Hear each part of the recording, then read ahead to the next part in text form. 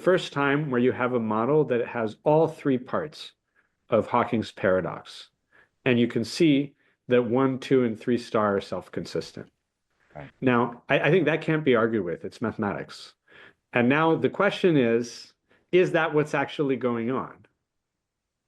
Right. And that's much harder because, to be actually what's going on, you need the standard model and you need, 3+1 dimensions, and you need a whole bunch of things that don't seem essential for Hawking's paradox, but certainly seem essential if you want to say it's what's actually going on in our world.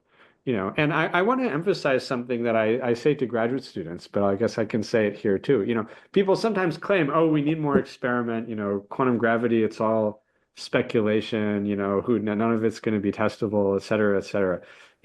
The number of quantum gravity theories that we have that fit all the data is zero, right? And so we're not limited by experiment, we're limited by theory. Well, he's just trying to say that we measure it in a flat space, which just makes it zero, right? That because we measure it in a case space, that it ends up in zero. All right.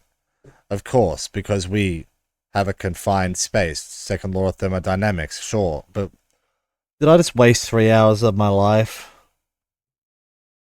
We have toy models that don't describe the real world, and we can try to use them to find a theory that does. But until we find one, we're limited by theory.